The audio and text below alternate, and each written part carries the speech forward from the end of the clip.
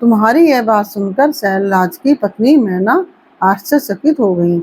उन्होंने शिव के उस परमानंददायक रूप का दर्शन किया जो करोड़ों सूर्यों के समान तेजस्वी, सर्वांग सुंदर, विचित्र वस्त्रधारी तथा नाना प्रकार के आभूषणों से विभूषित था। वह अत्यंत प्रसन्न, सुंदर, हास्य से सुशोभित, ललित लावण्य से लसित, मनोहर, गौरवर्ण, द्युतिमान तथा चंद्रलेखा से अलंकृत था। ओम नमः शिवाय। कैसे हैं आप लोग? ईश्वर कृपा से आप सब अच्छे होंगे। ईश्वर सब पे कृपा बनाए रखे, सबका कल्याण करें। आज हम बताने जा रहे हैं श्री शिव महापुराण के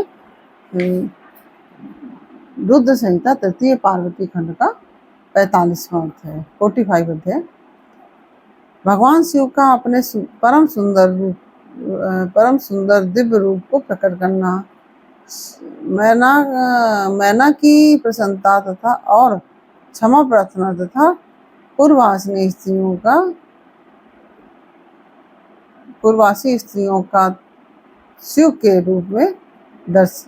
रूप का दर्शन करके जन्म और जीवन को सफल मानना।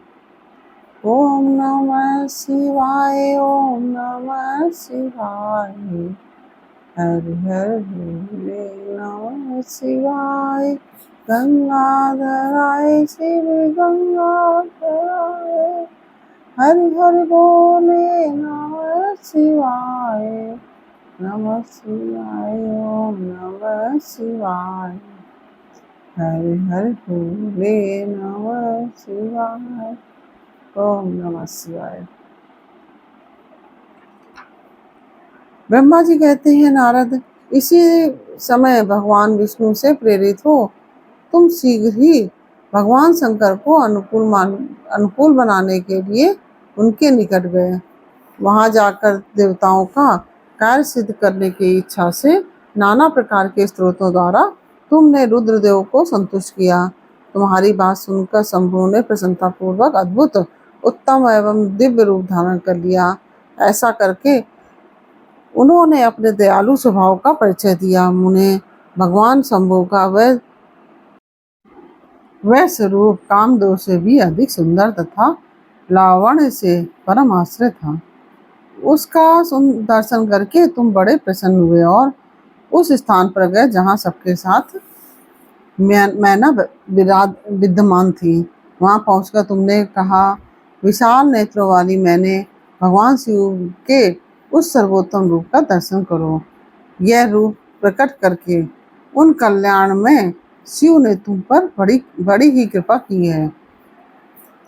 तुम्हारी यह बात सुनकर शैलराज की पत्नी मैना आश्चर्यचकित हो गई। उन्होंने शिव के उस परमानंददायक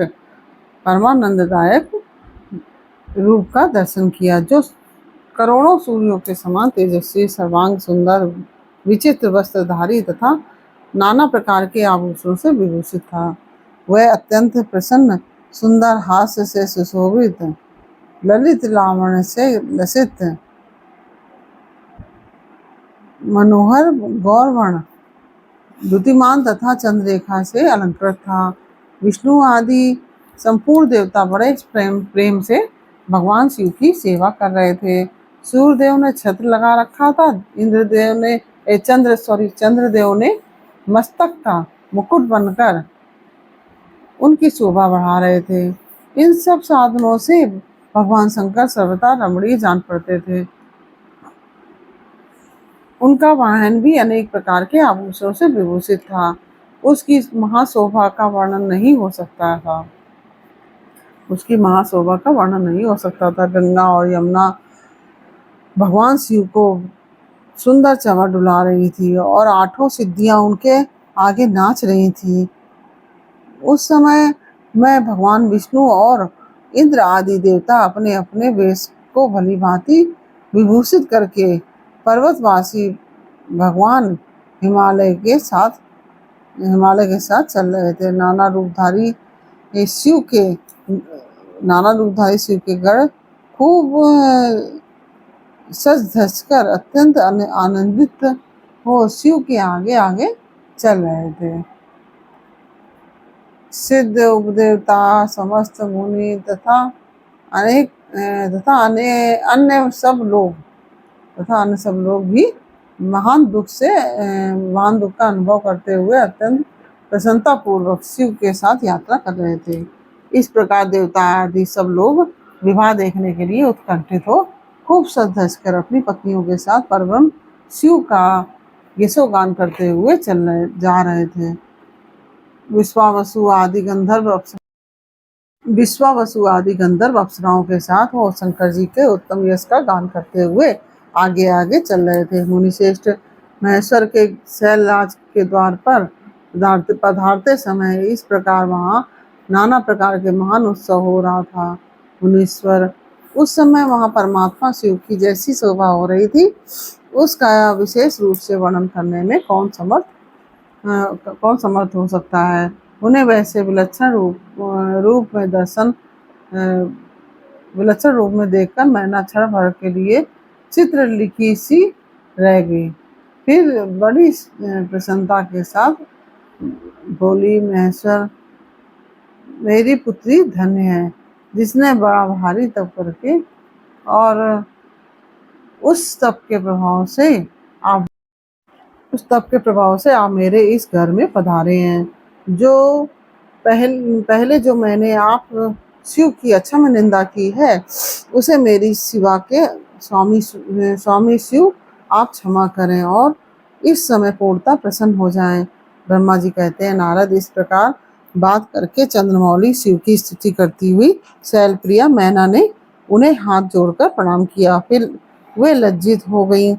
इतने में ही बहुत सी पूर्वासिनी स्त्रियां भगवान शिव के दर्शन की लालसा से अनेक प्रकार के काम छोड़कर वहां आ पहुंची।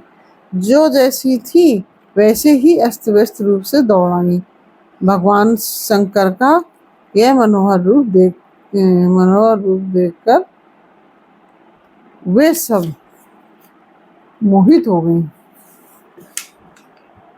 शिव के दर्शन से हर्ष को प्राप्त हो प्रेम पूर्ण हृदय वाली वे नारियां महेश्वर की उस मूर्ति को अपने मनोमंदिर में बिठाकर इस प्रकार बोली। पूर्वासिनियों ने कहा कि अहो, हिममान के नगर में निवास करने वाले लोगों के नेत्र आज सफल हो गए। जिस व्यक्ति ने इस दिव्य रूप का दर्शन किया है, निश्चय ही उसका जन्म सार्थक हो गया।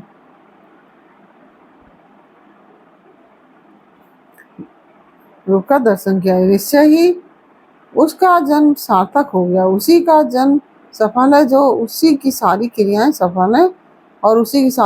सफल है जिसने संपूर्ण पापों का नाश करने वाले साक्षात शिव का दर्शन किया है। पार्वती जी ने शिव के लिए जो तप किया है, उसके द्वारा उन्होंने अपना सारा मनोरथ सिद्ध कर लिया है। शिव को पति रूप में पाकर ये शिवा धन्य और कृतकृत हो गई। यदि विधाता शिवा और शिव की इस युगल जोड़ी को सानंद एक दूसरे से मिला न देते तो उनका सारा परिश्रम निष्फल हो जाता है। इस उत्तम जोड़ी को मिलाकर ब्रह्मा जी ने बहुत अच्छा कार्य किया है। इससे सबके सभी कार्य सार्थक हो गए हैं। तपस्या के बिना मनुष्यों के लिए शंभु का दर्शन दुर्लभ है। भगवान शंकर के दर्शन मात्र से ही सब लोग कृतार्थ हो गए। जो सर्वेश्वर गिरजापति शंकर का दर्शन करते हैं, वे सारे पुरुष श्रेष्ठ हैं और हम सारी स्त्रियां भी धन्य हैं। ब्रह्मा जी कहते हैं, नारद, ऐसी बात कहकर उन स्त्रियों ने चंदन और अक्षत से शिव का पूजन किया और बड़े आदर से उनके ऊपर खीलों की वर्षा की। वे सब स्त्रियां मैना के साथ उत्सुक होकर खड़ी रही और मैना तथा गिरिराज के भूरी भाग्य की सराहना करती रही। मुने स्त्रियों के मुख से वैसी शुभ बातें सुनकर विष्णु आदि सब देवताओं के साथ भगवान शिव को बड़ा हर्ष हुआ। इसके साथ ही यह 45वां अध्याय पूर्ण हुआ। यह अध्याय आपको कैसा लगा यह हमें कमेंट बॉक्स में अवश्य बताइए। अच्छा लगा हो तो वीडियो को लाइक शेयर अवश्य कीजिए। कमेंट में ओम नमः शिवाय अवश्य लिखिए और यह भी बताइए कि आप किस शहर से हमारा ये भी कथाएं हैं ये सुन रहे हैं।